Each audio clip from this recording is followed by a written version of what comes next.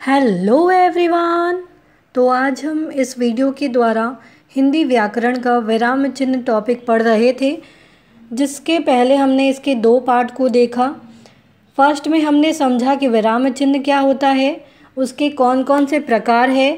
Second में हमने देखा कि विराम चिन्ह के 4 प्रकार, जैसे पूर्ण विराम, अल्प विराम, अर्ध विराम और प्रश्न सूचक चिन्ह, इनके बारे में पढ़ा। तो अगर आपने इससे पहले वाले वीडियो को नहीं देखा है तो आप पहले उसे देख लें, ताकि आपको ये भी क्लियर हो जाए। इसमें जो भी हम लोग टॉपिक कवर करने वाले हैं वो आपको अच्छे से समझ में आए। तो चलिए इस वीडियो को स्टार्ट करते हैं। फर्स्ट है इसमें विस्मयादि बोधक चिन्ह, जिसका चिन्ह ऐसे होता है: जिस वाक्य में हर्ष, विषाद, आश्चर्य, भय, करुणा, घृणा, दया आदि के भाव व्यक्त होते हों तो वहाँ वाक्यांत में इस चिन्ह का प्रयोग होता है।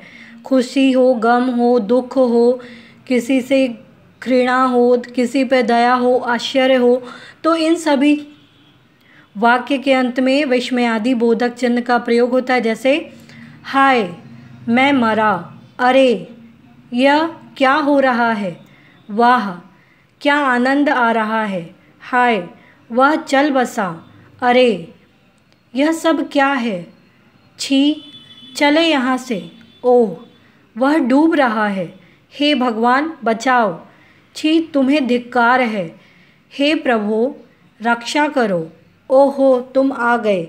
इस प्रकार से विस्मयादि बोधक चिन्ह का प्रयोग किया जाता है। इसके अलावा आदरणीय संबोधन व्यक्त करने हेतु भी यह चिन्ह प्रयुक्त होता है। जैसे हे प्रभु मेरा उद्धार करो, गुरुजी मुझे बचाओ, हे माँ आशीष प्रदान करो, हे माँ तेरा ही सहारा है।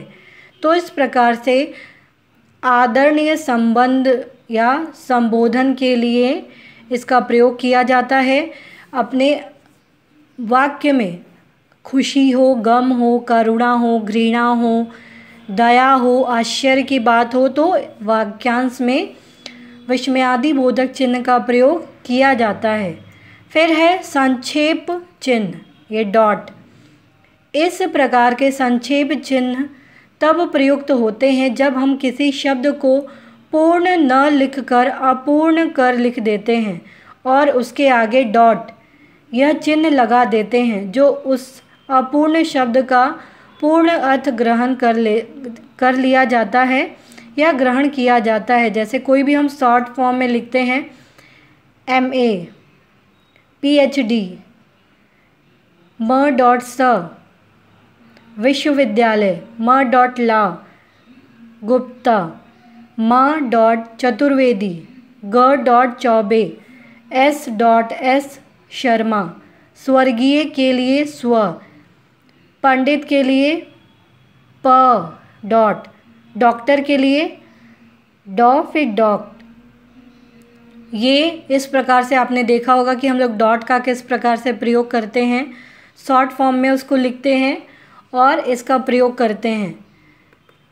फिर आता है उद्धरण चिन्ह, ये डबल इन्वर्टेड कॉमा आपने यूज़ किया होगा लिखते समय।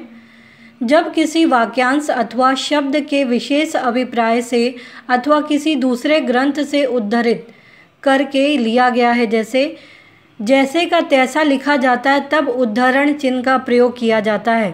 प्रायः कवि का कोई आप कविता के शीर्षक देख लें, लेखक का शीर्षक देख लें, इकहरे उद्धरण चिन्ह में रखा जाता है। इकहरे मतलब ये वाला साइन।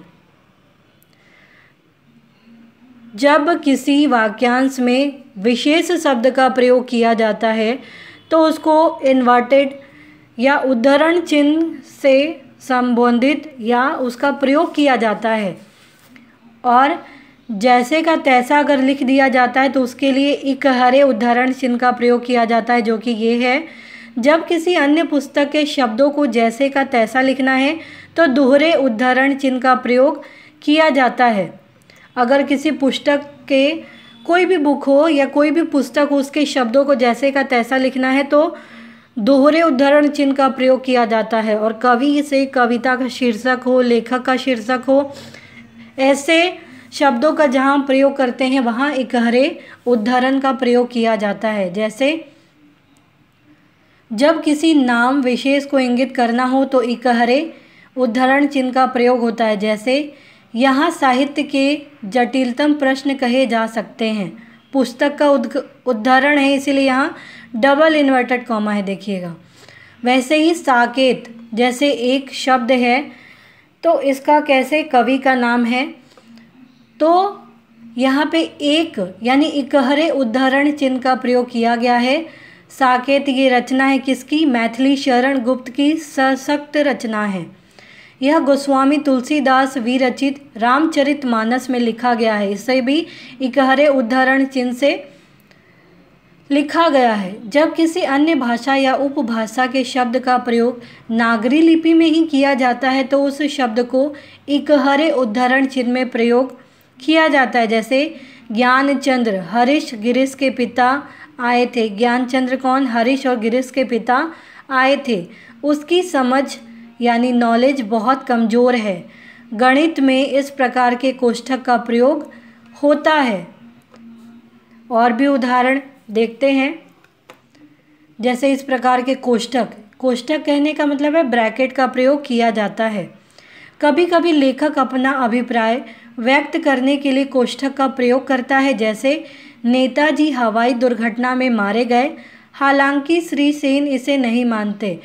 मतलब ये सेंटेंस पूरा बताया गया है और ब्रैकेट में भी बता रहे कि ये जो इंसान है श्री सेन, ये इसको नहीं मानते हैं।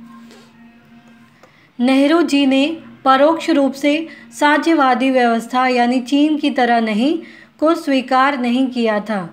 नेहरू जी ने चीन की तरह जो व्यवस्था है उसे स्वीकार नहीं किया था। जैसे हम कोई शब्द भी लिखते हैं तो उसका एक और मीनिंग लिखना हो तो ब्रैकेट में लिख देते हैं।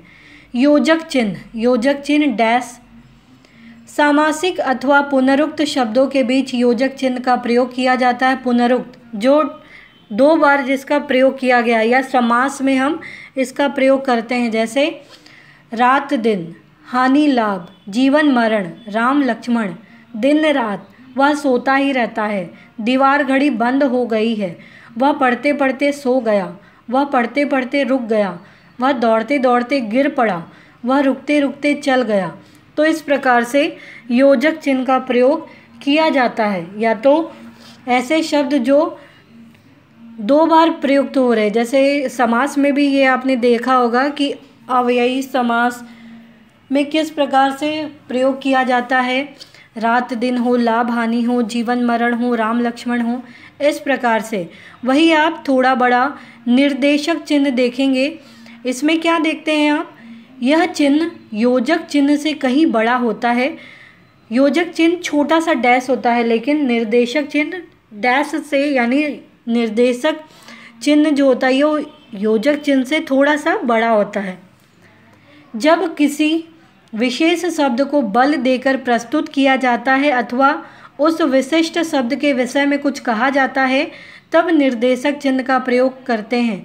जैसे वो आदमी कुछ कह रहा है, जो डायलॉग है, जो संवाद होता है, तो हम निर्देशक चिन्ह का प्रयोग करते हैं। या फिर किसी शब्द की परिभाषा लिखनी हो तो भी हम निर्देशक चिन्ह का प्रयोग करते हैं। जैसे उसने कहा था मैं ज़बरदस्ती कर रहा हूँ। उर्वशी में मुख्य पक्ष दो हैं, भाव तथा कला। शब्दालंकार, यह प्रयोग ठीक नहीं है। जैसे शब्दालंकार में क्या कहा गया है? विवरण चिन्ह, इसमें लिखा है विवरण चिन्ह, जिसके बारे में आप डिटेल में बता रहे हैं। इस प्रकार के विवरण चिन्हों का प्रयोग तभी होता है जब किसी अर्थाभिप्राय से कुछ विवरण अथवा सूचना व्यक्त की जाती है। जैसे निम्नलिखित प्रश्नों के उत्तर दीजिए, निम्नलिखित ढंग से इसे स्पष्ट किया जाएगा, तब इसका प्रयोग किया जाता है। फिर है अर्धवाक्य सूचक चिन्ह। अर्धवाक्य, जो हम वाक्य लिखकर डॉट डॉट डॉट कर देते हैं तो वो पूरा कंप्लीट नहीं होता है। तो जब किसी वाक्य अथवा शब्द को कौतूहल, आश्चर्य, अथवा अनावश्यक समझकर पूरा नहीं लिखा जाता है तो अर्धवाक्य सूचकांक लगाकर उसे छोड़ दिया जाता है कि डॉट डॉट डॉट। तुम चले आना नहीं तो डॉट डॉट डॉट। उस दिन मुझे ऐसे ही डॉट डॉट जाना पड़ा। उसने कहा तुम निरुपमा डॉट डॉट, फिर अर्धविराम लगाया गया है। शब्द बल सूचकांक, शब्द बल सूचकांक ये चिन्ह होता है इसका।